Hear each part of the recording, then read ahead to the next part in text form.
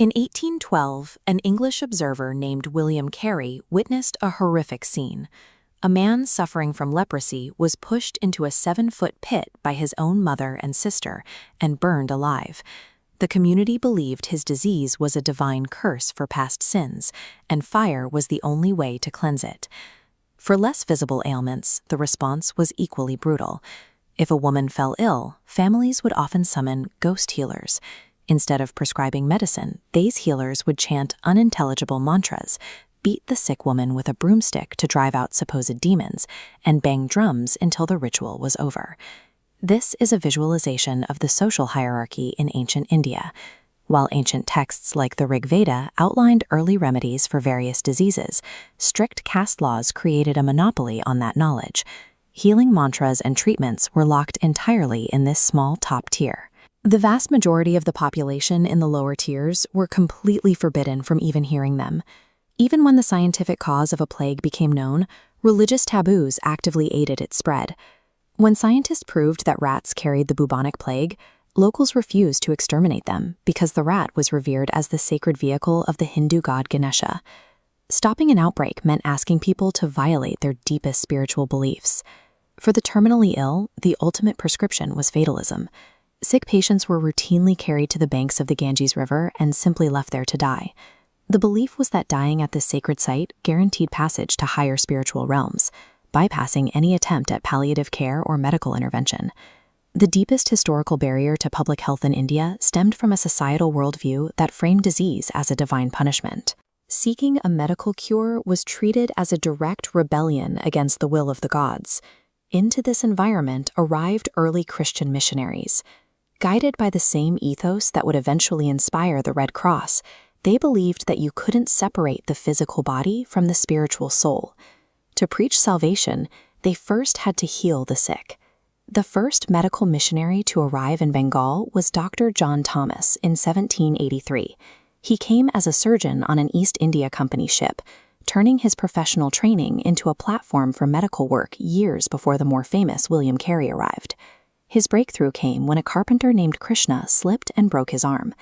Dr. Thomas successfully treated the fracture, which built immense trust, and led Krishna's family to embrace the missionaries.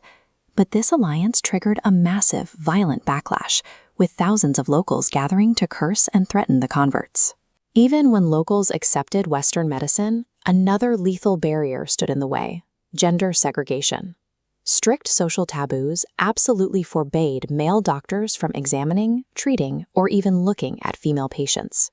Because of this, women were routinely left to suffer and die from curable diseases. This portrait shows Edith Mary Brown, one of the female pioneers who arrived to solve this exact crisis.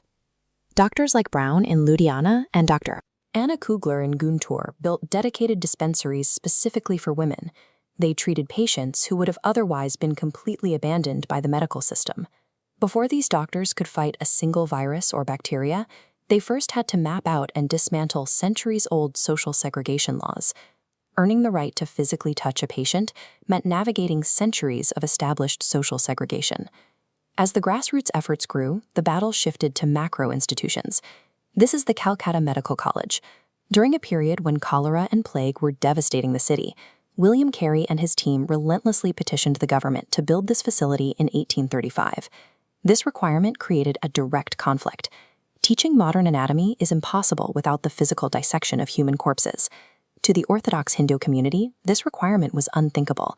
Touching a dead body was a severe violation of strict untouchability and caste purity laws. The act of cutting into a cadaver was viewed as deeply polluting, threatening to permanently strip a person of their social standing. The tension reached a chaotic climax almost immediately. The whole city erupted in an uproar over the dissections. Massive protests broke out, and authorities actually had to force the college gates closed to prevent angry mobs from interrupting the classes. When the first Indian medical students stepped up and plunged a scalpel into a cadaver, it required immense moral courage. They risked total societal outcast status to learn the science of the human body. Establishing a foundation for medical science in India meant asking students to intentionally violate their own caste purity laws. It was a choice between ancient social standing and modern healing. Look at this typical rural Indian village.